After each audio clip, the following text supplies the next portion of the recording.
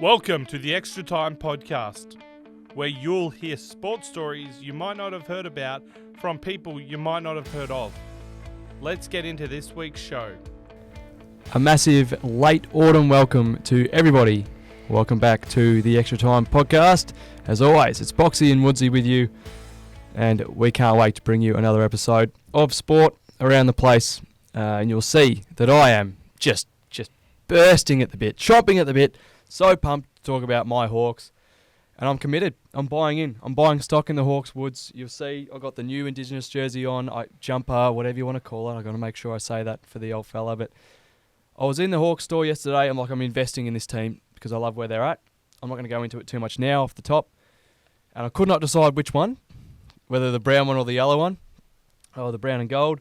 The lovely woman in the Hawks Nest store did help me out and say this one is the club exclusive. You can't really get it anywhere else. Went with this one. Got the scarf, got some new trackies, shorts, training shirt. Nearly even bought the Dahl a jumper because I'm trying to get her back on board. She reckons she's a Melbourne fan because her grandmother is a Melbourne fan and they won a few years ago. But getting her back on the Hawks bandwagon. She's a massive fan of Will Day because he's good looking, so that's not great in my favour. But anything to get her on the bandwagon, it's a great time to be on it. But I won't brag too much in front of you. I know you're probably not up for talking about too much footy today, Woods. AFL-wise, I don't think I'll be contributing at all. I'll let you do all the review. I will even skip on a rant this week. I don't think it's even worth it. I think what's been said in the past few weeks sums it up very well. So there's not much to talk about in terms of that, so... Such a sport it is. It brings out so much emotion, and obviously if it's going to bring out emotion, it's going to bring it out from one end of the spectrum where I am, and you'll see I'm all decked out here, brown and gold everywhere, smile on my face. And of course we're going to have the other end where Woodsy's just sick of it, and I feel horrible for the guy because he just deserves something. Unfortunately, his Saints just continue to let him down. So we won't dance all over their grave. Instead, I want to bring in a new segment. It's just a little small one, and it's just one thing each week that catches my eye. I had a few names for it. If you have a better one, let me know. But that's why we play. And this first image really speaks more than any words could. And if you haven't watched it, go to the Fox Footy socials and watch the Swans mic'd up video. And you might just think, oh yeah, you get some insight on the game from Errol, one of the competition's best, and Brodie Grundy. It couldn't be further from that. Sure, you'll hear Errol talking a lot of footy, setups and all that sort of stuff. And the team's on top of the ladder, so it's interesting. But for me, why this got my pick, it's so much deeper than that. And I don't want to have go on another deep podcast. We've had our fair share of them lately, but there's never enough time to talk about it. You can't talk about it near enough these days. It's connection. And connection, expression breeds connection. And the most important thing to a professional sports team, doesn't matter what sport it is, if it's a team sport, connection is the most important ingredient. This team is on top of the ladder. They've lost once. It's probably the best start anyone's had in years. It's had people... I was watching First Crack on the weekend.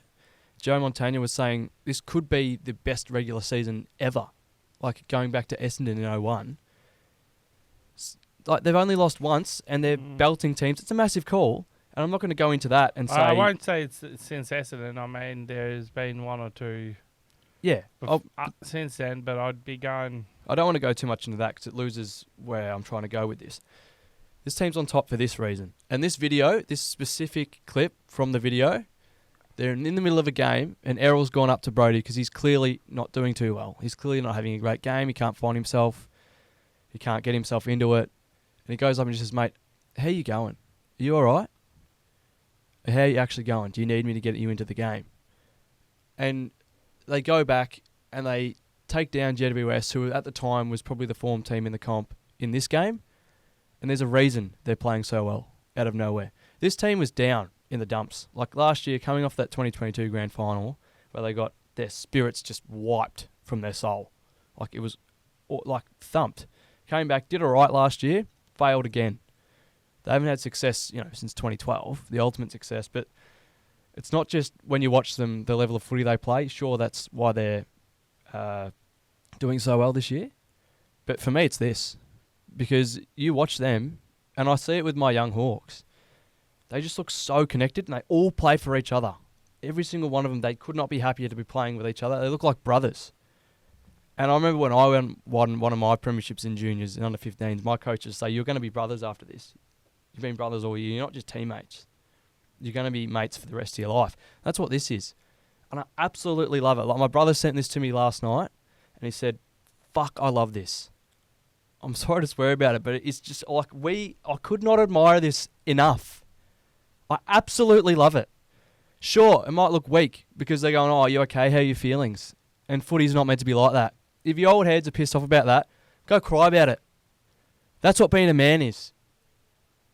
It's looking out for your mates, being vulnerable and expressing yourself. Because then you know people will never be more connected than if they're vulnerable and they express how they really feel to each other.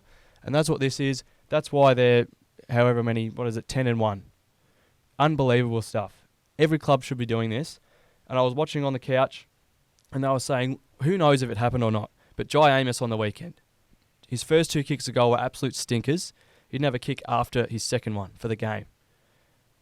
And who knows if it happened or not, but that's when this is needed. Someone to go up and go, Jai, you're all right. You're actually okay. And him to be vulnerable enough and connected enough to express himself, like, no, I'm really not doing well. And then you get him into the game. You help him out. You look out for him. Because footy is so much above the shoulders that you really can't do very well unless you're set above the shoulders and you've got that connection and that trust in your mates. So love that from the Swans. That's why we play. Yeah, I think that is really transferable to any sport, not just football. I mean, individual sports, it's all in between the head, on between the ears, if as they say, it's in the head. So yeah, no, that's a really good segment, and yeah, really good reminder that I think goes back to that discussion we had a couple of weeks ago in terms of like the criticisms of players as well. Exactly. Like I'm there going, I try not to single them out on social media. I hate it when it happens because, especially in forums, you never know who's in that forum. It might be a loved one, it might be the player. And I've seen people go full hard. Yeah, okay, Saints supporters were starved of success and we're dying for it. Like we're begging for it. We're there going, we see other teams, we see Hawthorn with 3 in a row and we're there going, come on, like you pull on a Saints jumper and you perform like that. I go the team basis of, okay, the team's laying me down. It sucks, but I'm there, like, I agree, like, It's this. is there more? We saw Richmond do Is it. there more to it? Is like what's going on? Like Richmond at the moment. 2016 Richmond were like they're bad now. They were probably worse. No, but And then in that off season, Dimmer had still a similar thing. He brought players in. They expressed to each other their feelings and how they actually are in life, and then on the ground. And what happened? They went out and won the flag the next year. And I'm not saying it happens every time, but it's just so, like, you enjoy your football so much more if you are able to express yourself and say, I really want this out of my game, and then look after your mates when they're expressing themselves. And it's unbelievable how much it works out on the ground. So, yeah, I couldn't be in more admiration for it. And you're right, it's so good. And we as fans as well, I reckon you're exactly right, hit the nail on the head. We have to be able to respect and admire players when they are expressing themselves and probably hold back that emotion and negativity towards them. But round 11 was run and done, Woods. I know, like you said before, you're not too keen to discuss it, so I'll go over it quickly. And first off, I mean, it's a great segue because on Thursday night it was the Swans and the Dogs.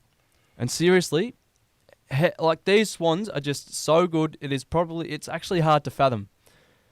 And something else that is just beyond fathomable to me is a stat that I think it was, again, Lee Montagna brought up during the week.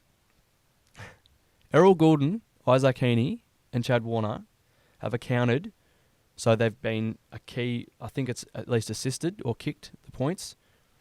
Those three have accounted for over 500 of Sydney's points this year. Over 500 from just the three. So, like, I think they just score or assisted. Either way, if they're any part in that chain, that is remarkable stuff. I remember throughout the first few games, maybe the first 4-5 games, when Heaney was probably the best, he was playing the best he'd ever played, everyone was saying, the guy's going to win the Brownlow. Some people still quietly sort of saying at the back, well, I don't know. There's still Errol Goulden. He polled top 10 last year. Then he's had a couple of good games. And then last Thursday night, Chad Warner, for the second week in a row, just came in and said, yeah, I'm still here too. So you talk about the best midfielders in the comp. It's Sydney's is the best at the moment. That's obviously, duh. But it's because for me, not only do they damage you inside, not only do they collect all their disposals, and they're almost all effective, they run both ways. You'll always see them up and down, but they break the game open with their scoring. And the one for me that I didn't really think could do it and wasn't really doing it this year, Chad Warner, the last couple of weeks, I think he's kicked 6 or 7 goals. Kicked 4 on the weekend with 25 touches. Like, it's unbelievable. And their midfield is that good right now, without one of their best and their captain in Callum Mills, that Errol Goulden plays on the wing. And he was, like, again, top 10 in the Brownlow last year. But he's a pure wingman, and that luxury is incredible. So that stat blew me away. I will give credit to the Dogs, though. They kicked poorly. You'll hear about that later. But to get that close to the Swans is respectable. We had another draw. Someone's got to check the record on draws because I reckon we'll break it this year. It was Fremantle, Orwell-Yallup and Collingwood, and brings me to the photo of the round. If you watched a few episodes ago, we recorded it, obviously hearing of the death of Cam McCarthy the week prior. We spoke a lot about that and our respect for not only Cam, his family, but the Dockers as well, going out into battle that night. Was horrendously hard. Would have been so tough. Couldn't respect him anymore. And one of those who was one of his great mates was Alex Pearce, and we spoke about his emotions pre-game, his touching tribute post that game. And then there's this. The Dockers were down by like over 4 goals. Might have even been 5 goals to start that final term. And then Collingwood, as they always do, started to run the fourth quarter. And with about 15 minutes to go, I was watching it with my brother. He had a big game on the Saturday morning, and he said, oh, well, after Collingwood kicked that goal, he was like, oh, I might as well just go to bed because this is over. And then the Dockers came from the heavens, and they kicked the last 3 or 4. One of those was off the boot of Alex Pearce, and what a story that is. Threw himself forward after carving up the game in defence. One of the best defensive performances I've seen this year. Let up, took a sliding mark on his knees and had a tough kick from about a 45-degree angle in the right-hand forward pocket for the right footer. And he split the middle. And I actually said in one of our group chats, I'd like to see more fullbacks at full forward because one of the better kicks I've seen this year, finger goes straight up. And after the game, I was nearly in tears myself. He was in tears at the end of his interview with Abby Holmes, and he said, to be honest, what I was thinking about, I got to the end of my mark and I was like, well, Cam would kick this. How special is that? So, a very rightful photo of the round. Well done to Alex. If it wasn't for a sharp miss at the end, they would have won that game. But a draw it is. If I was to give my thoughts on the round, I thought it was a marvellous way to farewell the Sir Doug Nicholls round for another year. What an amazing round it is. The players just seem to lift for it. They're in the beautiful Guernseys, and they're both. A lot of clubs have 2 of them, which was awesome. I love seeing the Hawks in it. And there was 6 games decided by 30 points or less, which is unreal. There was a couple of blowouts, sure, but those 6 games under 30 points, including Dreamtime, which was a really happy surprise to be that close. So I absolutely loved the round. Obviously, some thrillers. That one down at the Cattery, which was won late, was awesome. I mean, one of the most electric finishes I've seen in this game, Freo and Collingwood. And then, obviously, Jason Horne-Francis in one of the blowouts, and Port Adelaide went down to Blundstone Arena, or whatever it's called these days, and he owns North Melbourne. There was a bit of scuffle. He kicked his goal. Port easily took care of business there, or Yardapulti, as they were called on the weekend. And I just want to give a big ups to Ollie Wines, who went off pretty early in the game the week prior against my Hawks with a heart problem. And he diagnosed that himself in that game, and then he did everything he could and everything right to get himself good for this game. And he didn't just come back and play. I think he was one of the highest disposal winners in this match against the Kangaroos. So massive respect to Ollie. Just shows his heart is massive and it's strong. And he's a fighter. Absolutely love what he does. Former Brownlow medalist, of course. But yeah, big hats off to him. We move on. The Gold Coast Suns, probably the most untrustworthy team in the comp. It's actually unbelievable, the contrast between their game against the Cats in the Alice and then the game on the weekend against the Blues. Everyone's sort of making fun of how they just cannot win south of the border. But they actually can't. There is no evidence that says that they can. The Blues were back to their best. They're brutal. Cripper in the middle. They seem to have found their formula that works best for them. And the Suns, I mean, they actually might. There's half a season to go, Woods, but can they actually go perfect at home and imperfect on the road? That would actually be pretty funny to see. I'm actually barracking for that at this point because they contend and everyone says, all right, they're going to push in, and then they get an away game and they don't show up. So it's very interesting there. Down at the Cattery, the Giants have won 4 in a row now. This was another ripper. Went right down to the line. I was lucky enough to catch the last 5 minutes when I got home from the island on Saturday night. And I was able to see one of the bravest and most clutch performances defensively in that last minute from Lee Kalia, he's a massive story himself. And he was actually another contender for my news segment. This is why we play. I think I had a photo of him, which wasn't from the weekend, but it was similar. So the Cats were down, and then with about a minute or so, minute and a half roughly to go, ball comes in, Lee Kalia goes for the intercept mark, drops it. But he doesn't drop it, bounding off over the boundary line. It's a soft drop. So obviously it comes straight off his hands, straight down. And I think it was Tyson Stengel cleaned it up and kicked a goal to get the Cats within 2 points or 3 points. The ball then gets sent in with less than a minute to go. Give it 30 seconds to go.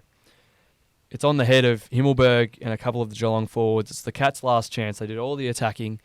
And then from about 5 metres away, the man who just dropped a soda just comes out of nowhere, glides over the top of the pack and takes an intercept game-winning mark. It was Lee Kalia. And the bravery to do that after dropping the ball the first time was remarkable. And he won the game for them. It's as simple as that. This is a great photo I saw recently, I think from obviously the pre-season, but sort of player he is. Photographer as well, Phil Hilliard. So I just love this photo. I thought we should just whack it up because it's amazing. I think a few weeks ago when he played against the Blues, he had about 11 spoils in the first half, which was a record. Plays with such excitement, and whether he keeps his spot or not with Jack Buckley coming in is another story, but a match winner for the Giants and a much-needed win because both of those sides had lost 3 straight coming into that. But the best part was the few Giants fans that made it down to the Cattery were all over a leak when the game had finished. The entire Giants squad, everyone that had played, coaches, everything, is not only in the rooms ready to sing the song, they're actually huddled in. The song's about to start, and where's Leak? Oh, he's just signing autographs. And he didn't even know. He had to get social media or one of the coaches to come out and get him because he was just signing away. They're all happy to see him. All the boys are waiting for him. So I just love that. He's played less than 10 games. He's had to fight for all those games as well, and just a great story. So that's why we play. He was a contender for that, like I said before. Also, like I mentioned before, Dreamtime was an unforeseen belter. Everyone thought it'd be another massive win to the Bombers. Didn't think really Richmond could get close. Ended up being around 10 points. So unreal. And for all the people that said that Dustin Martin's washed up, well, they were proven wrong. And I think he'll look good in red and yellow next year on the Gold Coast. As is the buzz at the moment. I heard Fev say that he's going to retire straight after his 300th and then head up to the Gold Coast. We'll see what happens there. And then we had the Sunday Snooze Fest as Kuwana or Adelaide easily took care of West Coast to the tune of 99 points. It got exciting at the end whether they could break the 100 or not. They had one last final drive in the last 10 seconds. Didn't have enough time to make the ton. And then Nam easily took care of Uroke or the Saints. And I don't think Woodsy really wants to talk about that, so we'll skip over. But we will talk about the Mighty Fighting Hawks. And I want to make this statement, and I made it off air a few weeks ago. I got slaughtered for it. Yourself, Slow-Mo, Lorenzo, really sceptical of me. But Sam Mitchell is a top 5 coach in the AFL. He's done it again. He has completely pulled apart a midfield that has, oh, that's right, the reigning Brownlow medalist in it. Hugh McCluggage, which has been thrown around, he's going to get millions of dollars. Josh Dunkley, a team that played in the grand final last year, a midfield, one of the best. They got absolutely schmacked inside. Schmacked. The defence was outstanding, and not only that, the final piece finally came together on Sunday, Woods, and the Hawks kicked the ball beautifully. In front of goal, around the ground, some of the kicks, James Sicily, he hasn't had his best year, but some of the disposal from Jim, I was in awe. And then it gets everybody else going. Weddle was making kicks. Just contagious stuff. The GOAT was loving it as well. Buddy Franklin, loving the young Hawks. It's always good to see the GOAT get around us. We miss him. It was good to farewell him a few weeks ago. But it's just the players are incredible to me. Not only on field, but off it you can tell this stuff. They stayed. I was at the game, and they stayed. It was actually funny. Woods. They had a kick after the game, which we'll discuss in a moment. But the Hawks boys were in a huddle, not sort of talking game plan, not spray, just lapping up each other's company. And they were in there for a good 5-10 minutes post-game. They're in there that long that the guards set up the whole square fence. They had set up the fence the whole way around the square, and the Hawks were still in there. You can just tell that they're all best mates. It goes back to that expression breeds connection that I was talking about with the Swans before. And I said that the Hawks are starting to get that. They're younger, they're inexperienced, but it's there. And their willingness as well is unbelievable. Their willingness to learn, buy into the game plan. Obviously, the week prior, that fourth quarter was not something I'll celebrate. Sam Mitchell went early with the win the game. But during the week, I saw this across, a lot of the talk shows as well. During the week, Sam Mitchell clearly went to work on how they actually want to play, on what they need to fix. And with a young team, like you see it with North, they've got Alistair Clarkson, one of the best coaches. He's clearly trying things to help them. But they just haven't put it out on the field quite yet. But it took, Sunday to Sunday, it took 7 days for Sam Mitchell to put the bolts in place, fix it up, and every single player bought in 100%.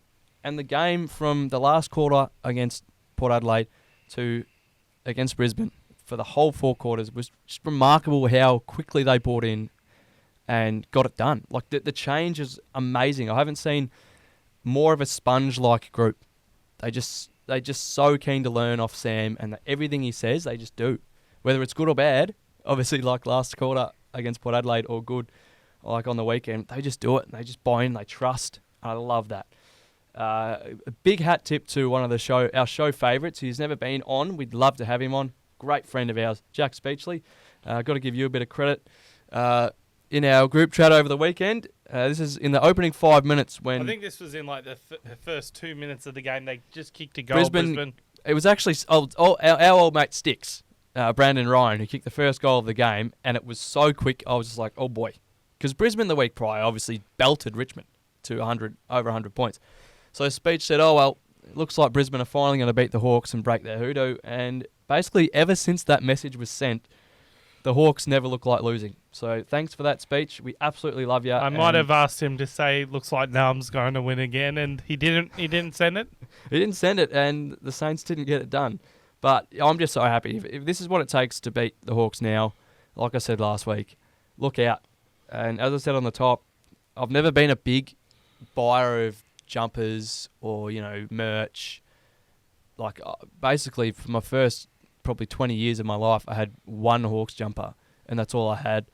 And like I said, yesterday I went and nearly bought half the bloody shop, because I'm buying in, and I don't want to go early here. I really don't, because I've seen that backfire on people tenfold. But the excitement is building. Look at Jarm here, the skipper, the Sir Doug Nicholls rounds skipper. He was mega. He's pumped, and as we should be. If you want to buy stock in a team, buy stock in the Hawks now. If you're having a kid and you want to bring him up and want him to be happy, if you want, jump on. I've got a beanie for you, mate. Jump on. It's time. We're coming. I couldn't be happier. I'm getting the Dale on board. I'm buying her Will Day jersey. If she wants to marry him instead of me, that's fine, mate. He was unbelievable too. Couldn't be happier. And I actually love where we are. Like, this is really good, I reckon, for me, because I'm not thinking, all right, yep, let's get to the finals. I want to win this flag now. Like, I actually love being right where we are. I love the process of taking these scalps over teams and ruining their seasons. And maybe we won't make finals, but I actually don't mind, because unlike a lot of people, and this sounds really arrogant, and you'll hate me saying this, I'm sorry, but I just love being that young, exciting team where you never quite know what's going to happen. But I love watching them, and it makes you enjoy the wins a lot more. So I'm in no rush. I'm happy. I'm going to wear this for a while. This is spoken like someone who's seen their team win a premiership. Like, it's all Only four of them. It's all well and good to say, I'm enjoying the ride. I'm enjoying where we are. I'm enjoying the fact that we're young and developing now. It's, mate, gosh, yeah, I love how you said, like, it's arrogant. It is arrogant. Hawthorn, as I said, Hawthorn and Richmond supporters, they've got nothing to complain about. And yes, they've seen themselves win flags and they've gone there. Geelong supporters are the same. Sydney supporters are starting, like, 12 years ago was the last time they won a flag. But they've been challenging. They've been good. This is why I've gone, I just don't want to talk football, because it's like, I hear these comments and I hear, oh, we're good. But then my team just lets me down time and time again, and it's like, well, where are we? Like, last year we were predicted to be a bottom four side. We made finals. This year, you'd think some improvement, and when it's like we're half the side that we were last year, and it's like I'm hearing this, and I'm there going, this is spoken someone who's seen their team win a flag, and they're going, I'm enjoying the fact that we're actually starting promising again. It's like, it's great. It is great. And Brisbane, just you can take your beanie as well. We can might as well just put a big bunny rabbit logo over the Lions logo when they play Hawthorn, because they just got nothing for us, mate. It's been 5 years. 2019's the last time we lost to Brisbane. I don't even know what it feels like. Bunnies, Brisbane. Had to let me grandparents and my auntie know, Brisbane no good. But yeah, just probably the best game Hawks have played this year. The way they're moving the ball, the aggression from the midfielders, and the excitement around it, and the way that they play, just taking risks, going for it. Love to see it. Okay, so Boxy, talking about draws in a season, there's been actually a few times that there's been 3. In the AFL era alone, there's been 8 times that there's been 3 or more draws in a season. 95, 96, 03, 07, 2010 is an obvious one with the grand final.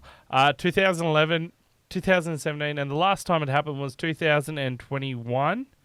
So that was 3 draws. Now, going back to see how many times there's been 4 draws in a season, the last time I found was 1977, and another year with a drawn grand final. But the last time there were 4 draws in the home and away season, 1944, 1935, 1921, and 1914. Now, 1921, I said 4 draws. There were actually 5 draws, so that's the record. Halfway through the season, can this be beat? Well, halfway through, as you mentioned, we've got 3. We need 6, so we're going on the same trajectory. We'll get there. Maybe at round 24. Maybe we can finish the year with a draw between the teams that play on that Sunday afternoon. But it's exciting. There's been a lot of them. I don't mind the draw, whether we go extra time or not. I'm not really I don't fussed. mind the draw in the home and away season. And speaking to a rugby league fan a couple of weeks ago, he's like, oh, why do you just end it at that? I'm like, it's more exciting. Yep. Look at Collingwood now, 2 draws, and they've got 4 points from 2 draws. We had in local footy, and I'll digress a little bit, but Phillip Island needed a win against Inverloch in the last round of last year, and they drew. And those 2 points got them that top 2 spot, which allowed them to go straight to the semi and have a double chance. So that was one of the most exciting games I've ever covered. So I think there's a place for it, but maybe they'll change it to extra time, who knows. But another thing was great to see more of was this kick-to-kick on the weekend. I just thought I'd add that photo in because I love seeing it. The fans stay, and they stay right at the end, which means they can get around the team that's just won which on this occasion was the Hawks. And then they burst on the ground. And yes, there's not heaps of people, but it's just a great opportunity. And makes it a very family sort of game. Gives people another, want to go to the footy.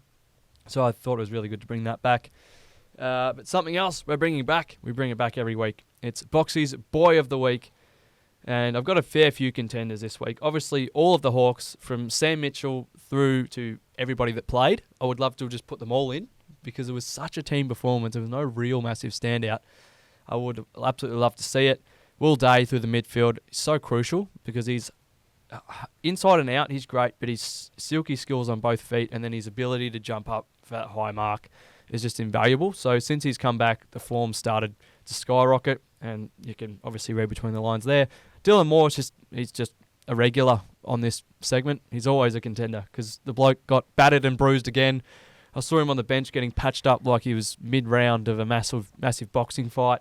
The guy's unbelievable.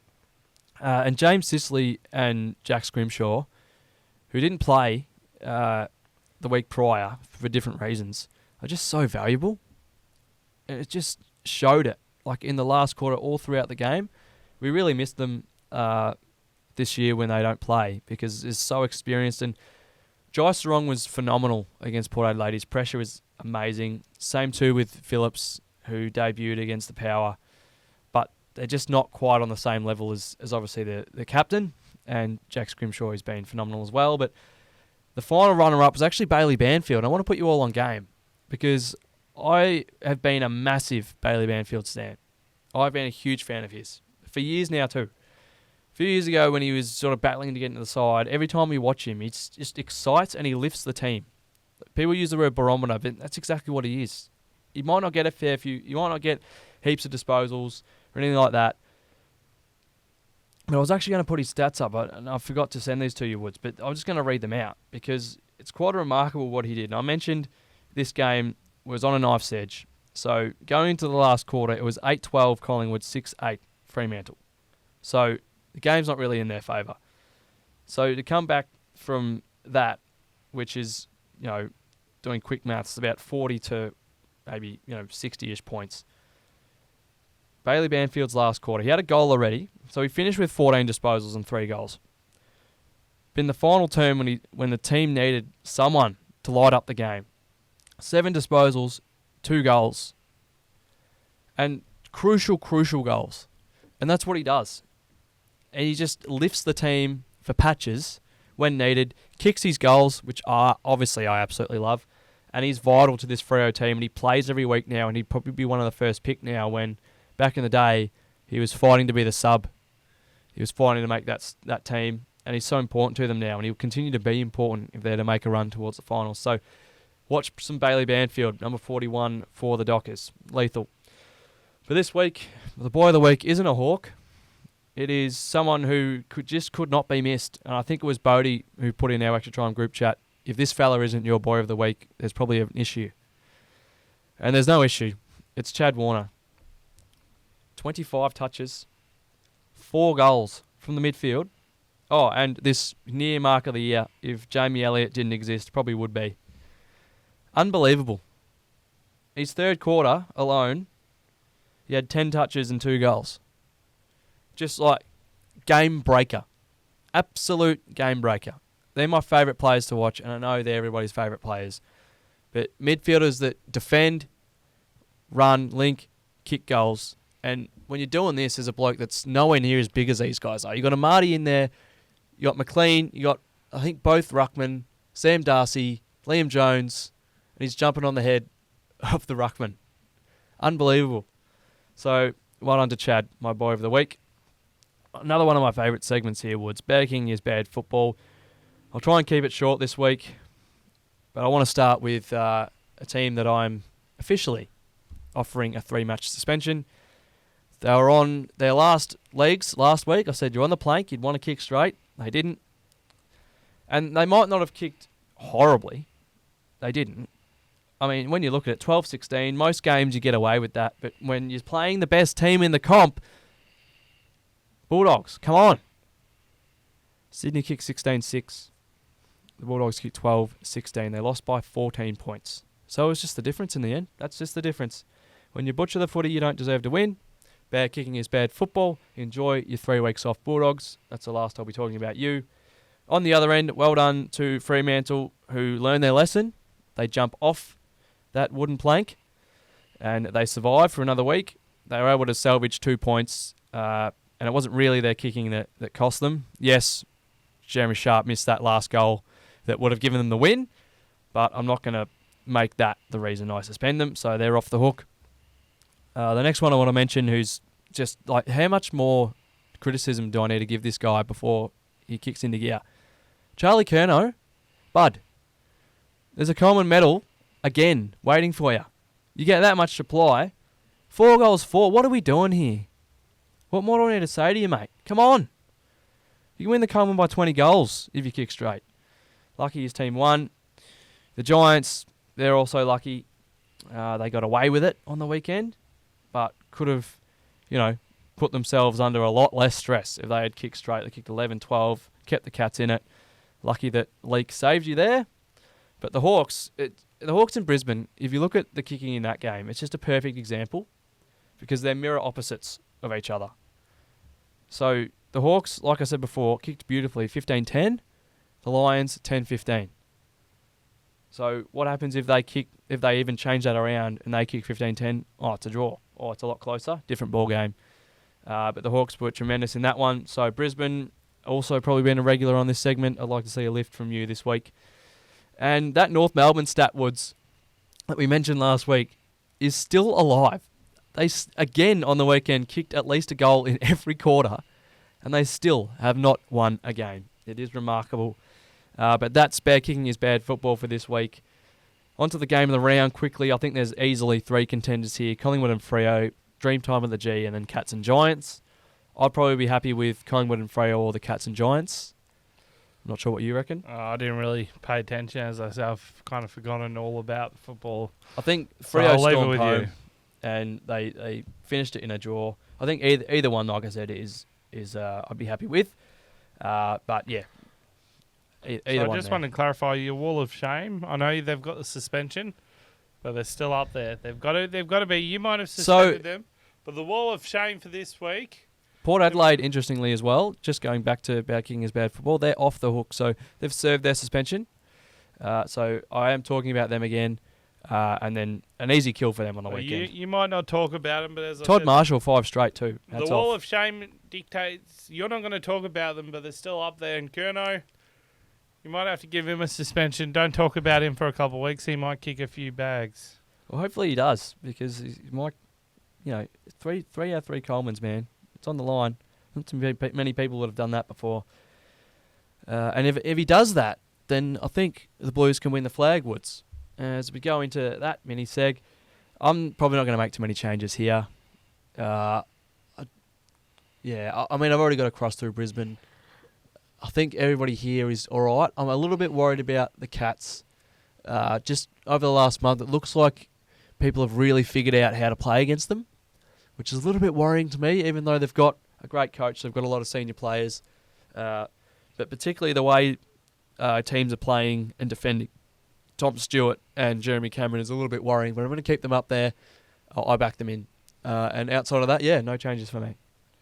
Well, I think that's my one. I've still got the Lions. I reckon even if they sneak into the 8, they're a chance. That's the biggest thing. Yes, okay, they're on 18 points, and Carlton, who are 8th, are on 28. So they're 2.5 games at the moment clear. Oh, so Carlton are 2.5 games. Brisbane are 2.5 games outside. So 3 games basically. So I can't put a cross on them yet until it's physically impossible for them not to make the 8, because I feel like they're like Carlton from last year. If they have a sniff of finals and they sneak into the finals, they're a shot. Yes, okay, they'll have to play away if they're 7th or 8th, but I think that they've got the capabilities and the finals experience to actually do that. And it comes down to that in September. So I'm not going to make too much changes just yet, because I think, looking at the teams, I think the one that Brisbane are on the chopping block, but I'm not wanting to pull the trigger just yet. Which, yeah, there's another team like... Nah. I think I'm happy with that at the moment. Brisbane are the team that I'm umming and ahhing about. And there's a few others that would... I don't think there's any other team till September that I'll chop just yet. Well, make sure you tune in next week. The games are huge every week, but yeah, obviously for Brisbane, for you this week, it's massive. And there's a few teams that I still have able to win the flag with pretty big injury lists. So we'll see what happens in the next round of footy, round 12. But as it stands, the Swans go into the bye with the belt. And I think they'll keep it for quite a while, Woods. There's not too much to say this week. They, like we've already mentioned, took down the Dogs at Marvel. Now they have the week off, so they don't have a bout to defend the belt. They'll just carry it in and relax, go to the beach, and just soak it in before they have their bout in round 13. So that's that. And I think, as it is halfway through the season, it's time to reassess our predictions, which we made, obviously, prior to season 2024. A lot has changed. You want to go first? Yeah, I'll go first. And I do want to say, a lot has changed. So some of this will make me look like a right numpty. And that's fine, because anyone that wants to come on here and give their thoughts, you're putting yourself out there. So if some of our fans like to say that I don't know ball, that is okay. That's fine. Come sit next to me and give your thoughts. Obviously, at the start of the season, wasn't really exactly how it's panned out. I had Brisbane winning the flag, which I don't think is any chance of happening anymore. But again, no one can predict the injuries they had. That first game, they were well in front, probably the best they've played in 5 years. And then right before halftime, they lose Kadeen Coleman to an ACL, who's probably their main connector. And then they've had something crazy like 8 ACL tears in the last 6 months or something at the Gabba. So no one can predict that, so I'm fine with that. Collingwood, obviously still a chance to finish top 4. No one would have predicted their 0-3 start. That puts a dint in them. Carlton and Sydney, I think they can still make it. And I said the Giants could easily contend, and I think they were slept on pre-season. So I'm happy with that call. On the other end of the spectrum, I had North Melbourne rising. I think that's probably one of the worst calls this year. For some reason, I feel completely differently about their men's team as their women's team. If you had watched a few of our episodes last year, I could not ever get any positivity on their women's team, and they continue to prove me wrong. And now their men's team have for the other reason. I had Max King for the Coleman, which I should have picked his brother, the way it stands. Just not quite getting a handle on this season. And Errol Goulden for the Brownlow. And it turns out he's a chance. But I think now, as I mentioned before, the way that his teammates are going beside him, too many votes will be spread around. So I don't think he's any chance, unfortunately. But now, obviously, halfway through, and I think how we can do this is we'll go back after round 24, and we'll give each other points for correct answers, see who wins. We'll stash this and then pull it back out. So this is what I've got happening. I think the Swans will win the premiership and Blues will make the grand final. And I think the Swans will just be too determined. They're a very connected side. They'll be really annoyed. I know the G will be packed and the Blues fans give them an extra lift, but I think Carlton will be a little bit nervous going into their first grand final in ever that I've seen. So I think the Swans just have the pedigree. I love this next category. We give top 4, but I wanted to give you a top 8 that I couldn't decide because the season is so wide open that I don't know what's going to happen. So I've decided to be a little bit weak, if you want to call me weak, fine, and give you a top 9. I think Sydney, their run home is not easy, but the question is whether they can keep the way they play going and sustain it. I think they can. They get a bye this weekend, which is invaluable. They've already had a bye, so they're rested. They shouldn't be fatigued. I think they can they've already got enough wins. They only need a couple more. I think they'll finish on top. Port Adelaide, probably the best. Ken Hinkley is probably the best regular season coach ever. Like, he always puts Port Adelaide in the top 4, and then they always bomb out. So I think they finish second, but they don't make any inroads in the finals. The Giants, I think they've found their form again. They've got so many options with selection. They're relatively healthy. They've got Jesse Hogan, who's contending for the Coleman. The Blues.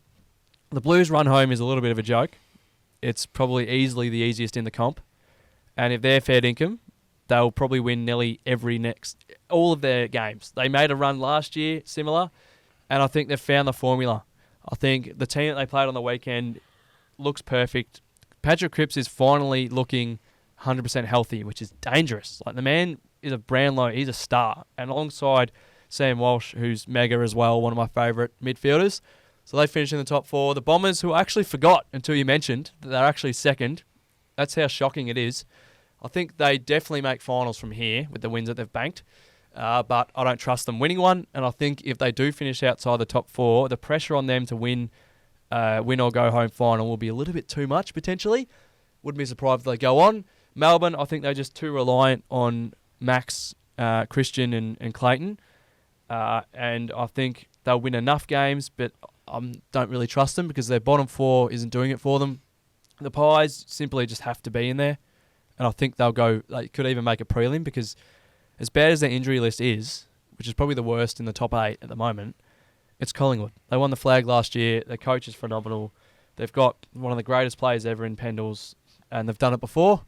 And then Geelong and Adelaide. Geelong, Adelaide and Freo, for me, that's 8th spot is any of theirs. And I know that the Crows are way back, and they were my riser because I genuinely think the way that they play, it's exciting. It's similar to the Hawks. They just go for it, and they can really take it up to teams. So they could jump in, but I'm going to back the Cats in. And then Freo as well, I think they can make a real sniff. So I think the Crows and the Dockers will finish outside. And I'll actually change, I forgot to, but I'll change my riser to Carlton. I think they'll go from 8th now into the top 4 and make the grand final. But I wouldn't be surprised if the Crows or Dockers jump in. Because they play exciting footy.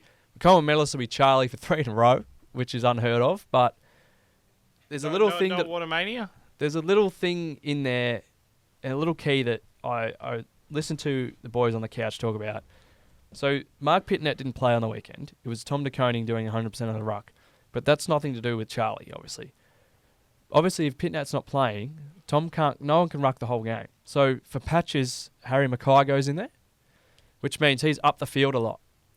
And he's a great field kick. Ever since I was negative about him last year, he's kicking the ball beautifully. So I think him supplying the ball to Charlie spending a bit more time out of full forward, he had 8 shots on the weekend. Like, if he's kicking 4 goals a game, that's pretty much all he needs. I know it's a tough race, but it's his to lose. My Brownlow medalist is Caleb Sarong, because love the bloke. Gippy boy, deserves it. But he's really ruling that midfield alongside Gus Brayshaw. Not Gus Brayshaw, Andy Brayshaw. And I think if Freo do win, a handful more games, challenge for the 8, I think he's a genuine shout. His start of the season was phenomenal. My backing is bad football premier is between your Saints and the Dogs, and how do you base that? You've got no idea how the team's going to kick, but off current form, I just base that on frustration watching them. And both of those teams have phenomenal skilled players, and they just butcher the pants off the footy, and it costs them games. So at this point, I think they'll win. My belt, which is almost impossible to pick because it might move around, but like I said before, I think the Swans can win enough games to just keep it. Maybe not the whole way, but they're just a step above at the moment. And then I think we'll have very similar goal and mark of the years here. They've already been won. Harley Reid's goal against the D's and Jamie Elliott's mark on Anzac Day, almost impossible to beat at this point. Yeah, well, I'll go through mine, and I think the bottom half is very similar, even though Sydney, I've put in the wrong column there, but I've gone Dogs with St Kilda for backings, bad football premier. Belt, Sydney, once again, it is too hard to decide. It is finalised at the end of the home and away season because come finals, it's whoever basically wins the premiership. So it's once the home and away season's done, whoever has it, and then it gets reset, and next year will be the premier starts off with it. So the holder, as I said, right now, Sydney, could be anybody. Harley Reid and Jamie Elliott, even though there's a spelling mistake there, I'll fix up. I had Collingwood and Brisbane, Premier and runner-up. I think that would have been a repeat. Now I've got Sydney and Collingwood. I think Sydney, once again, just too good. Collingwood, you can't write them off. Top 4, I had Collingwood, Brisbane, Melbourne, GWS. Now I've got Sydney, Collingwood, Melbourne, Port Adelaide. I think Essendon have done well to get in second, but I think just see them dropping out.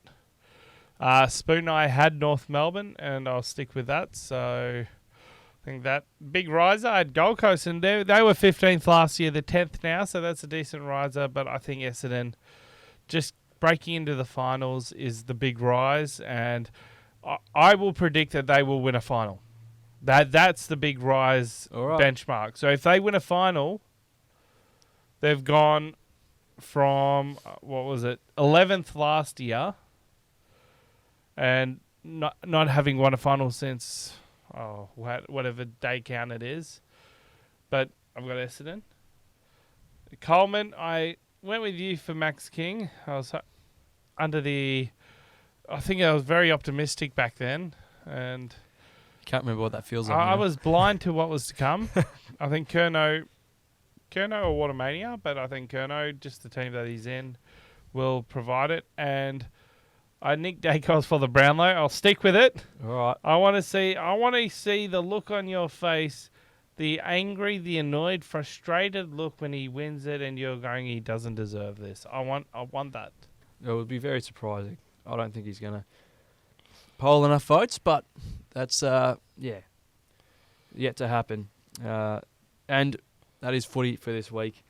Obviously, we'll revisit those at the end of the season and see how accurate we were, see if we know footy at all. But something else that we think we know is basketball. And we talked about it a little bit last week. And since then, the Boomers have actually revised their Olympic squad down a little bit. So they've sent some of the players that were in the squad or around the squad to compete in the Nisei Cup in Japan. And basically the idea behind this, at least the way I take it, is this squad of players will go over and obviously trying to win games of basketball, but trying to sort of announce themselves and push back into that Boomers squad for Paris 2024. And I think a few of them obviously are easily good enough.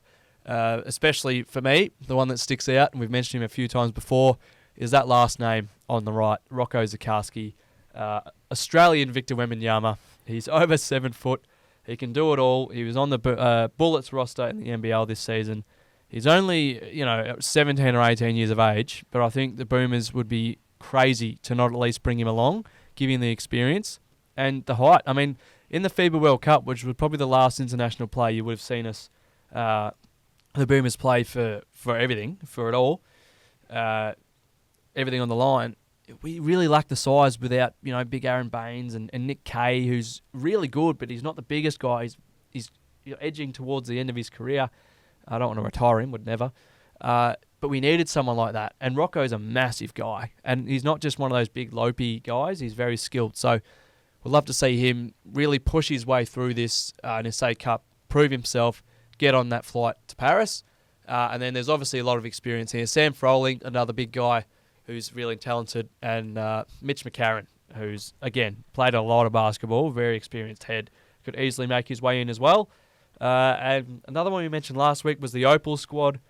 And just to go over that again, tremendous squad, and looking to really push for a medal in the Olympics. What is a really tough women's draw. But, yeah, love to see that. A lot of names here. But I think I mentioned last week a few probably at the end of their career, but a lot in Lauren Jackson. I mean, over 40s, but she's dropping 35 a game in the NBL 1. One of the greatest players Australia's produced in any sport. Great to see if she gets her way over there. I don't think this full squad will end up in Paris, but they've got a lot of games coming up to prove that they should go over. And I think we have their fixture here. It's a big run into Paris 24, but I think it's worth it because basketball is one of those games where you can play a lot of it and really get yourself into some form, which is what we want to be in August when we go to the Olympics. Siri agrees with me. But yeah, their run of games coming up will be pretty huge. I think a few of those are in Melbourne, obviously over to China, Japan, and then back to John Cain Arena for those games in the start of July, which the men's, so the Boomers and the Opals will be in John Cain, lighting that up against China, which will be huge, so make sure you get down to that. But yeah, before that, they go over to Asia, play a few games over there, and then obviously over to Europe for a few games in Spain, and then right into the Olympics. So absolutely pumped for everybody in green and gold to get into it, sink their teeth into it, and hopefully bring back a couple of medals. I'm not really fussed which colour the medals are. Well, I know our own Davin Scargetter, or Slow-Mo as you call him, will be going over. Not for extra time, but he'll be going to a few basketball games. I don't think he's going to any Opals or Boomers, but I hope he enjoys himself. I do too. Very jealous. But yeah, a huge, probably one of the biggest things in sport this year. It's going to be a massive spectacle. Something else that's going to be a big spectacle is the NBA Finals. And our Aussies, the only two left in Dante Exum and Josh Green, played for a spot in those NBA Finals today. Unfortunately, they went down by 5 points to the Minnesota Timberwolves, so there will be a Game 5. But they are 3-1 up.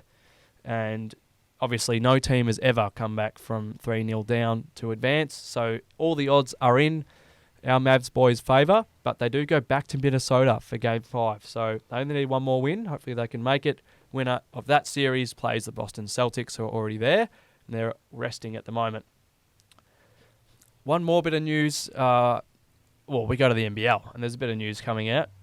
Xavier Cooks has returned to Sydney, and this worries me a little bit, Woods, because this guy is an absolute megastar of Australian basketball, one of our best players right now, and he's going straight back to the Kings, and I think that automatically makes them contenders once again. So a bit worried for my United there, that the former MVP is coming back, but it's not every day that a former MVP comes back to a sport and it's not the biggest news story of the week. Because the biggest news story of the NBL week was right after we finished recording last episode. It was announced that the NBL, they've watched Gather Round, they've watched Magic Round, and they're like, we're going to get us some of that. Next year, to start the season, the NBL is having their own sort of spin-off of Gather Round, and they're going to start the season with all games for that round, all teams playing all of their games, NBL in Perth, in WA, and I cannot wait. I reckon I'll go over to that next year, or next season. That'll be tremendous. The jungle, as they call it, where the Wildcats play, will be packed out. I was over there last December for the athletics, one of the athletics carnivals, and we drove past the arena. Perth is such a great spot for it. I reckon everybody that's basketball mad will make the trek over to Perth, so can't wait for that. Great to see that there. I was over there in February as well, and I'm looking forward to seeing it. I won't go over, but if you do, good luck to you. I think it's going to be I think it's going to kick off with a grand final rematch as well with the Jack Jumpers and United. That's right. Yep. Yeah, so that will just be off chops. Hopefully I can get a ticket for that. But I think one of the biggest factors is I think every sporting code sees the success of the NRL first. I know Rugby Union did it in Melbourne. Then the AFL have started it. I think the NBL jumping onto it. A-League, I don't see much in appeal because of it's more of a tribalistic. Yeah. You need the fans there, but it's such basketball is such a convertible game because they're short and sharp games. Yeah. The players aren't going to be too fatigued. You can have 2 or 3 games in it. You can have 2 games in a weekend, and it just, honestly, I like that. I'm just trying to think of the other sporting codes, like baseball. No, you wouldn't be able to do that. Oh, you could actually, but I think it just goes on for too long that it's better having it in. See, it would obviously cut down costs and whatnot. Basketball season weather is, going on summer, going to be beautiful over there in Perth, so it was really a no-brainer. But something we haven't mentioned in a few weeks, it's just been going on quietly in the background. It's the sport of cricket, and I know not everybody is a fan of cricket, but we cannot keep ignoring it because stuff is happening, and there's 3 big things happening at the moment. The first of which was the IPL Finals, which was actually won by Mitchell Starc and the Kolkata Knight Riders, who just sort of took the mickey out of the form team in the Sunrisers Hyderabad, which was actually led by our one and only Pat Cummins. But this guy, and I'll talk about, obviously he's Australian, so his record is quite good, but this is phenomenal stuff. He's never lost a final in his life. A grand final, that is. I think. That was the caption for this stat. Well, fact check me if you want. Check it. But this guy's run, and call it luck if you want, but probably outside of a semi-final, which I watched, in where he went about none for 50 in the Middle East in that T20 World Cup, which we did win. He just goes to a different level. He might not be worth a penny throughout the home and away season, throughout the round robin, however the competition goes. As soon as this guy gets to a final, he just goes up 10 gears, and one of his first wicket was just prime Mitchell Stark, hit the middle, like unplayable sort of stuff, rocketed in, and it just shows why. So I am going to fact check you right now. Okay, so these 4, it's just 4, right? But 2012 Big Bash League team, the Sydney Sixers, the opposition per Scorchers tick, win. 2012 Champions League, Sydney Sixers beat Lions, 1. 2015 World Cup, Australia vs New Zealand, 1. 2021 Australia vs New Zealand, 1. 2023 World Test Championship, which is up there, against India, we won. World Cup, Australia, India, we won. The IPL, won. So the thing is, Calcutta Knight Riders' victory means Stark also continues his exceptional record of never losing a top-level tournament final. That is, and I love it, because I have criticised him. All my mates that watch cricket have criticised him because he is one of the more wayward bowlers at times, and he might go for 50. But on the other hand of it, he keeps getting picked because some of the deliveries this bloke can produce, and almost always in finals, is just mind-boggling. And that he was in his best form overnight, the other night in India in the final, 2 for 14 off 3 overs, and was really the game changer at the start against the Sunrisers lineup, which just bullied the competition. Travis Head wasn't the best night for him, a golden duck. Abhishek Sharma was the one that went to that incredible Mitchell Stark delivery early. So they were 2 for none pretty much, or 2 for not many really early. Didn't get better for them. Pat Cummins, the leading run scorer, if you don't mind. And he's had a pretty good run himself. I think I had a photo of that as well. Leading that Sunrisers team to the final. 24. When Pat Cummins is making the most runs for your team, probably not what you want. But his run was phenomenal. So many people said he can't captain T20 cricket. It's a bad decision bringing him in. And they said the same thing about Mitchell Stark. So how good is seeing 2 Aussies prove all these Indians wrong? I can't wait for the summer. We're going to do it again. Either way, I digress. 24 off 19 for Pat was their highest score. They actually got bowled out for 113, and then they were always up against it.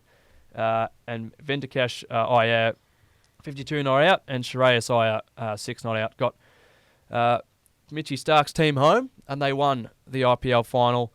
Head had a great season, but like I said just then, not the best final. And Jake Fraser-McGurk, big news as well, but I don't think he's got himself into that squad in the end. But great to see Mitch Stark win another final, and it was good to see 3 Aussies in that IPL final. And Pat's run continues. He didn't win that IPL final, but his leadership was mega. And like I said, it goes back to that expression, his connection above the shoulders. Cricket's the same. He had the dial there watching, and he turned it on. So read right into that what you want. People being connected to people, they're always going to play better.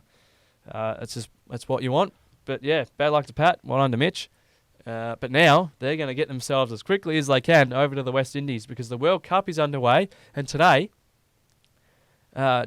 just before we recorded this morning, the Aussies played a warm-up. And like I said, because of the Aussies in the IPL and around the place, there was only 9 available players for our warm-up game against Namibia today. So we had to subfield our chief of selectors, George Bailey, and the coach himself, Ronnie McDonald. They both subfielded. We absolutely flogged them, so they didn't have to bat. I think we bowled them out for 70-odd and made the runs quite easily. But they did subfield, which is a little bit like in club cricket when you're playing that team that's really, really no good. They just sort of playing for fun, and you just get your old grandpa to come, oh, you want to subfield for us? It'd be fun as. And it was great to see some former legends of Australian cricket get out there again. I'm not sure how it would have went if they had to bat, whether that's allowed or safe or anything, but in the end it all worked out. So great to see them. Just do the old block. great to see them out there. And obviously that World Cup kicks off very soon. The practice matches are underway, and it's in the West Indies and a little bit in the US, like we've been covering. Can't wait for that. I think for us, obviously, having made finals recently, won them, I think finals is the benchmark. If we fall short of that, it'd be very embarrassing. I think we have to push on. Obviously, we hosted this World Cup last time in Australia. That was very embarrassing from start to finish. We didn't make the finals, so we have to bounce back. We've got the team for it. Be led by the Bison, and the way that the boys are pumping themselves up. I saw a little bit of a social media video, and they were saying, well, we should win, you know. So hopefully they get it done. Over in the county championships, we're not going to gloss over this too much, but I will say, Bo Webster and Cam Bancroft will probably wish they were born in any other country that plays cricket, because I don't have their stats, but I saw them over the week. Go look them up. They have been absolutely beasting the county championship. Obviously, Bancroft making more hundreds, Webster with the bat and the ball. I think they might be a chance to play this summer, but it's just the hardest team in the world to crack into because it is perfect at the moment. There's no real spot for anybody else. Maybe unless you can open, so maybe Bancroft if Smitty can't get his form together, but it's going to be good to see. I'm sure they'll get a run in Australia A, which has been announced. They'll play India A once again, which is a great initiative, and they can prove their form there. But as we're speaking about sport around the world, it's time for Aussies around the grounds, and I can't wait to get into this because my weekly wonder makes me smile from ear to ear. Yes, it might have been boring in the final stages. Yes, he didn't have to overtake anybody. But my boy, OP81, Oscar Piastri, is back on the podium, baby. And what a place in Monaco. The jewel to Formula One's crown. The Aussie boy on the second step. Look at that trophy. Look at the smile. Deserves all of it. He was mega in qualifying. Unfortunately, he couldn't piece it all together.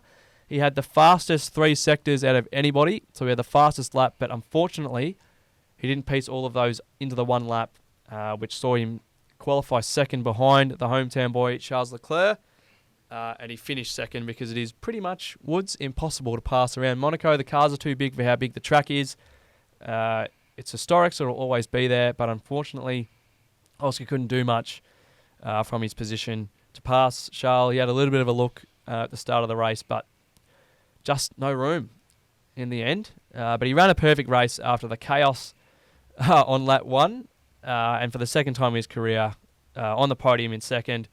And he's really pushing himself up the standings. I think a lot of people are saying, across the fan forums and whatnot, that he's going to get his win this year, and that's how good the McLaren looks. It was decent last year. It was decent to start this season, but I genuinely think it is the second best car right now behind the Red Bull, which you have to keep up there. They've had their issues though, so it's wide open in season 2024. But great to see O back on the podium in the amazing Ayrton Senna tribute decal. They had their uniforms, and they also had the car, which I don't have a photo of, but amazing. And Oscar's actually auctioned off his Ayrton Senna helmet to his foundation, which is really touching, as it's 30 years since his passing, the former world champion, one of the greatest. So just great. You just have to love Oscar Piastri. And I mentioned buying stock in the Hawks earlier. If I'm a young kid and I want to get into any sport in the world and buy stock in someone and be happy for the next 5 to 10 years, it's this kid. And that's a massive call. But this kid... It's expensive, but at the same time, you just buy one cap, one top last year for a few years.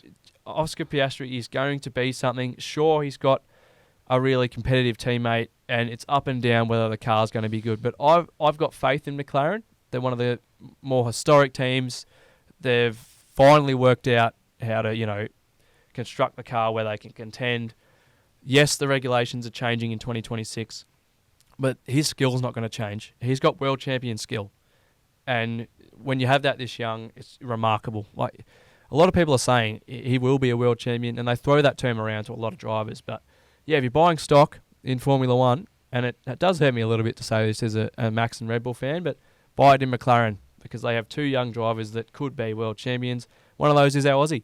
So great to see. Just speaking of the Grand Prix in Monaco, Daniel Ricciardo got through to Q2 once again, which is good to see. So he didn't start towards the back of the grid, started just outside the top 10, but sort of got jumped off the restart. just as there is no passing really in Monaco. Finished outside the points once again, but only by a few places. So it's getting there. Things are improving for him. I think they're going to keep him around for a little bit longer, which is the best news probably for us. And the best news for him was what happened on lap 1. And it is quite possibly the most chaotic start to an F1 race I've ever seen. And if you were across our socials on Sunday night, would have had to have been witnessing it late, but I actually gave my live reaction because I was actually that gobsmacked.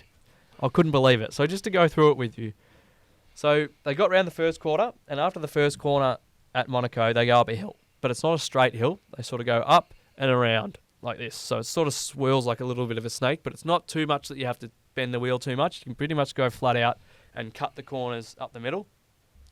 So all the leaders go through, and as you'd expect, and as is normal, the camera, the director is following the leaders. So Charles Leclerc, the Ferrari driver, the hometown boy who was on pole, led Oscar through the first corner.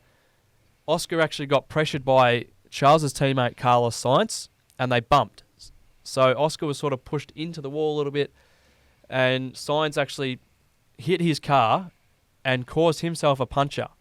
So as they got up the top of the hill and around Casino Square, which is the first couple corners up the hill, Sainz actually pulled off the racetrack and his tyre blew up because he had a puncture. And then the cars go down the hill around the hairpin and they get into the tunnel. At this stage, there's a red flag. So everybody watching is only seeing the cars, the leaders. So I'm just thinking, everybody was thinking, all right, there's a red flag because Sainz is on the middle of the track with a puncture. And then they get past the chicane and all of a sudden, the camera doesn't cut to a replay of what happened or anything. It just cuts to Sergio Perez's Red Bull completely mangled. Like, it does not even look like a car. It looks like a driver's seat and a little bit of chassis, and that's it. And then the two Haas sitting next to him, no one's got any clue how that happened. No one's got any clue if Sergio's alive. It was shocking. But the director and the producer masterstroke because it just added so much thrill to the race, which was non-existent afterwards because, you know, things happen. But turns out they all crashed right at the back of the grid. Sergio's out, which is good news for Ricciardo, who wants his seat back at Red Bull. He didn't finish. Sorry, I'm just watching this now, and yeah, if you go look on F1 socials, Formula One social media, and you'll see it. It's brutal. It really is brutal. And then on top of that, after everyone's sort of got the replays, understanding what's going on, they cut to another one, and the Alpine drivers, the two French drivers, they crash into each other under yellow flag. So it was all happening. It was remarkable. But because of this red flag, there's a rule in all Formula One races where all drivers have to use different sets of tyres, so you have to pit. You can't finish a race without pitting once, at least. So everyone pitted under the red flag. So because of this, no one had to pit for the entire rest of the race, which was 70 laps. So for the next 70 laps, when we got underway, half an hour later, it was just the same. There was one overtake at the back of the grid, and that was it. Red Bull and Mercedes pitted in 5th and 6th because Max and Lewis Hamilton thought they'd try and make it exciting. But the gap was that big that they pitted straight back into the position they were in. They didn't lose any position. And it was really boring. But that's what Monaco is these days. I didn't mind it, though, because, there was a lot of badgering between teams, sort of pulling a gap, bringing the gap back in, whether there was a pit stop between drivers. It was exciting at the end. But as a non-F1 fan, I watched the end of it. I think that was the most exciting thing of it had battle been for second. It had been about 4 or 5 tries, and Charles Leclerc had either not started, not finished, or finished outside the podium. He'd never won his home race, and he won it. He did it for his late father. It was very, very special. He broke his curse. So congratulations to the Monegasque driver.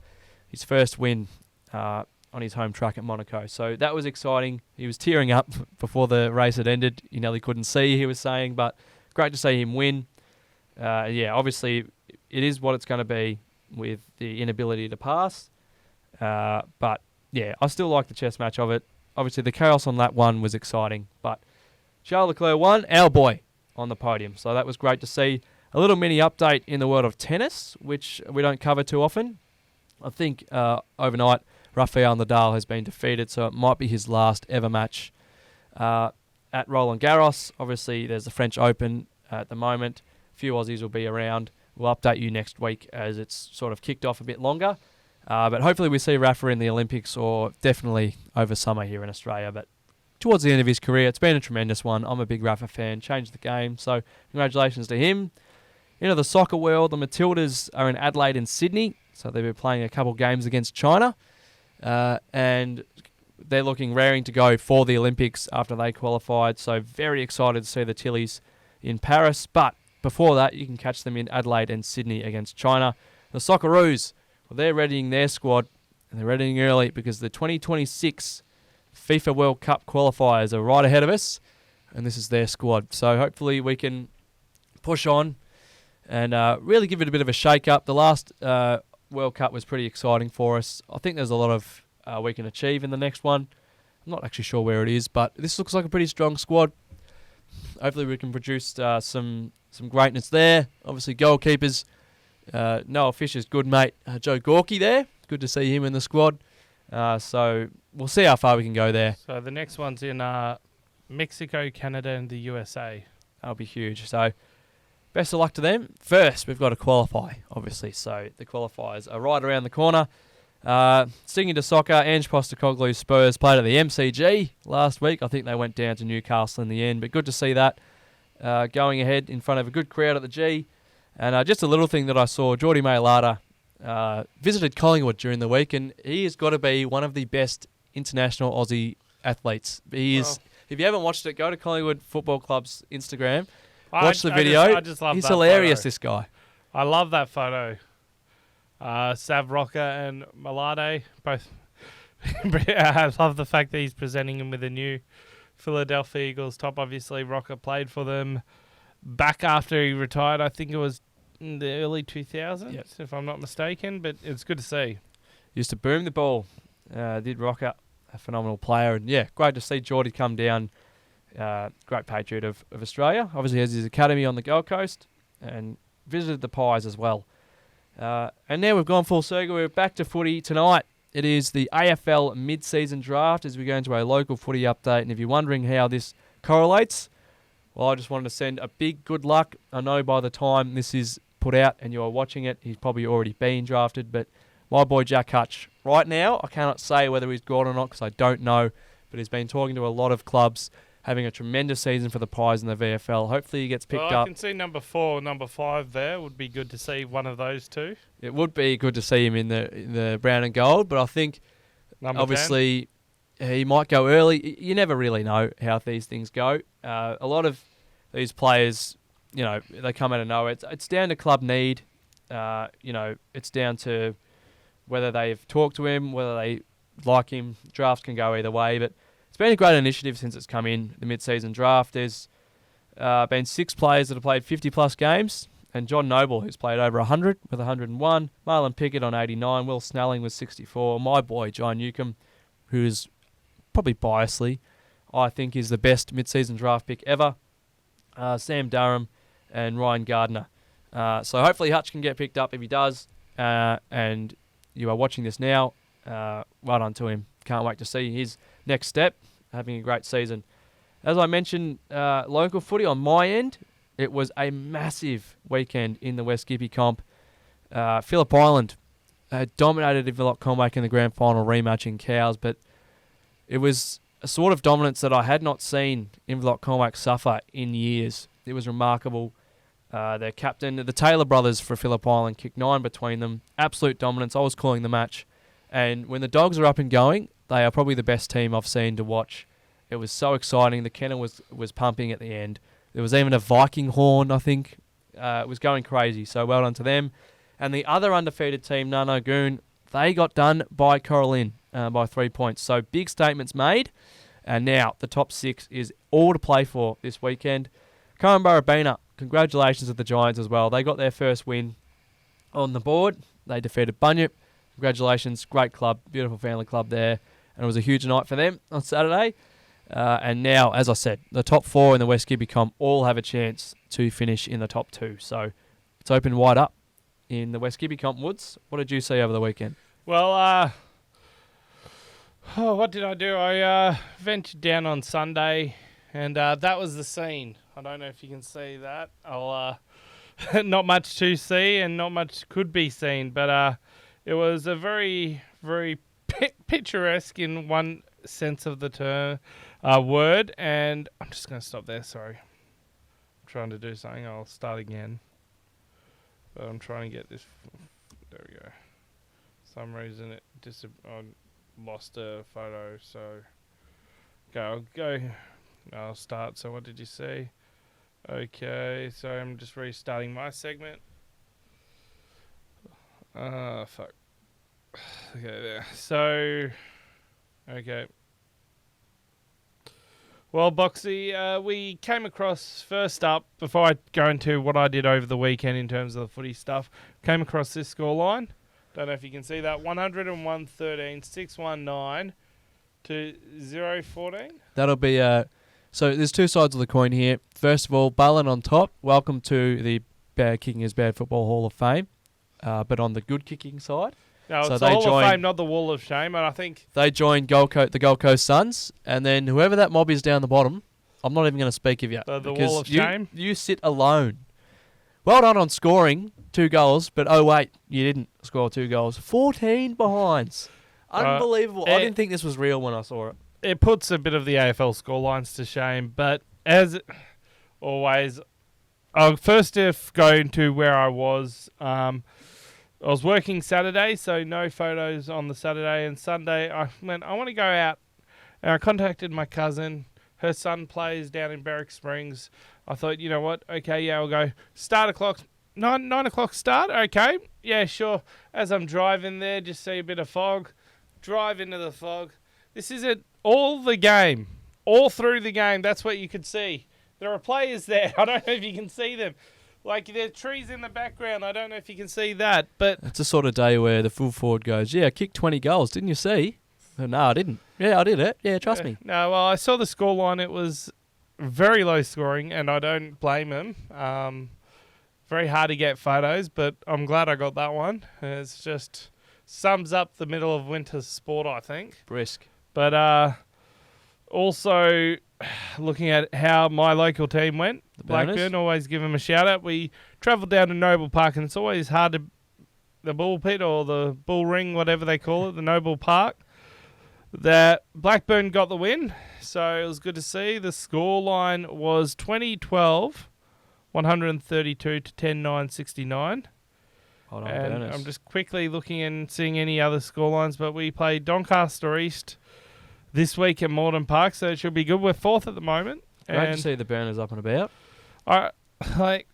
People were unsure with a new coach and everything where we'd finish up, but I think, as you said, it's all about connection, and you get a sense of that when you play local footy. I don't really know that side of things, but when you watch local footy and you see them on a Thursday night, you get around them in team selection, you get around them on a Saturday when they're playing, and you can see how much it actually means to pull on the local jumper. So it's, really good to see. Yeah, awesome. And final note, obviously, State of Origin is coming up, and we mentioned because we're on our way, Woods, we're going to be hitting up the game that is at the MCG, and they've just announced the teams, obviously New South Wales and Queensland. Here's the Blues side. Very good. Obviously, Jake Travojevic will be the captain of the squad. Obviously, still waiting to see the final team for the first game, which will be on Wednesday, the 5th of June, so a week from now. It's going to be a great series. No matter how good or bad the players might look, no matter how good or bad or how uneven these teams may look on paper, it is always a tight series. I haven't actually asked you. Now, what colour are you going to be wearing that night? I'll be in maroon, mate. You'll be in maroon? Oh, yeah. I'll be in maroon. I don't know. I haven't asked Fisher. I sort of made that decision when I was a young fella because I'd been to both states and I liked Queensland better.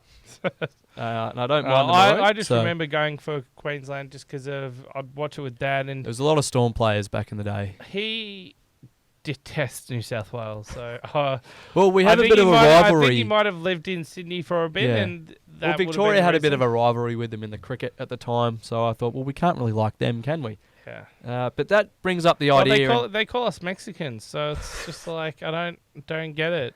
Well, there's a river in between. And we're on the good side of the river, if you ask me. Either way, it brought up the topic on radio last week, and this all happened when we finished recording as well. So I thought I'd mention it. I won't go into a big tangent here, although I want to, like Gary Lyon did on SEN. AFL State of Origin. It's dead, sure. I reckon we bring it back, though. So I had an idea of how. So obviously, the main thing, and this is the same as an NBA All-Star game, NFL Pro Bowl, it needs to be like this. And it's nothing's going to touch this because this is probably the only thing. And they obviously have national selection on the line here, which you can't have with AFL, but you want it to be played seriously because otherwise there's no point doing it because it'll be a piss take. So the only time you're going to get to play it seriously is, I reckon, you kick out the bye between the end of the AFL season and the finals. Don't need it. You have a bye between the prelim and the grand final. You play it there. Players are still fit. They haven't gone to off-season quite yet. Sure, the ones that didn't play finals might have been off for 3 or 4 weeks, but they're not going to go away. Don't just don't book your holiday for 3 weeks. And if you didn't make finals, there's not going to be too many players from that team anyway, right? So you play it in between. So not only are the players fit, they're going to play hard because they're in that point where they're pissed off they didn't make the grand final or they didn't make finals. They can show everyone that they're good. And then that weekend in between, everybody's so keen for the grand final. They're just pumped for footy. Everyone will go. It'll get crazy numbers. And then on the other end of that, the teams that are in the grand final, sure, you don't get those players. So if it's Collingwood and Brisbane, say last year, you might not have Lachie Neale, you might not have Nicky Dacos, you don't have Pendles. That's fine. There's 16 other teams that you can pick from. Like, I'm sure they'll still get top-tier squads. And SEN actually put up a few of the squads. But the teams in the grand final get their healthiest teams on the park because they get a week break in between. It's like the Pro Bowl in the NFL, but instead it's actually played hard. And a lot of people say, well, what? You just play a round robin, or what do you do? I don't care. These are the teams. Victoria, this team is that good. Play Victoria against everybody. Victoria against the Allies. We'll take them on. We'll win. Well, my suggestion... Look at this. Yeah. That team's not losing. Put a team of anyone else mixed into that. South Australia. My suggestion, and I'll take you back to 2020. Put the big V on, you become ultra human. I'll take you back to 2020. I was there. That's what they should be doing. They should have it pre-season, 1 or 2 weeks, right? Every year, one pre-season weekend, go a charity game in 2 states. Now, I think the only problem with the Victoria, pre-season is that they'll reject it because of injury potential. No. Whereas I think if you go at the end of the season, still injury. No matter where you go. It doesn't matter if you're injured at the end of the season. You're not playing for 4 months. Okay, then the week after the grand final, make it a Marvel and... I reckon it has to slot in between the prelim and the granny. But the main thing people are saying is it's dead. I just think... The only way you're going to bring it back, I believe, is you do it like the Legends game. But you make it so it's a charity thing. Now, you pick each... Yeah, but players don't really actually care about charity. They don't. Wait and see. Actually, the thing is, you're not... the bushfire appeal, right, was great. Do something like that each year. And it might be Victoria All-Stars, or it might be South Australia All-Stars. You do it in a different state. WA versus the All-Stars. So you go WA versus the All-Stars. Guess what? You're not picking 4 teams. So WA versus the All-Stars. Let's just have a look. So this will be at Optus Stadium, sorry. Optus Stadium. Bang. These 22. Yeah. Bang. And it could be for a cause. Or... you do it in the finals of, guess what, the Friday night before grand final, have the teams that didn't make the grand final Marvel Stadium. I don't see the bye between prelim and grand final working nowadays because of... Well, they have one between the season and the finals. Yeah, I don't like... Which is I don't useless. like it. I don't like the bye there anyway. But it's a case Yeah, everybody hates it because there's nothing on. If there was something to watch or something to go to, everybody would love it. And then it works how the NFL works with the Super Bowl.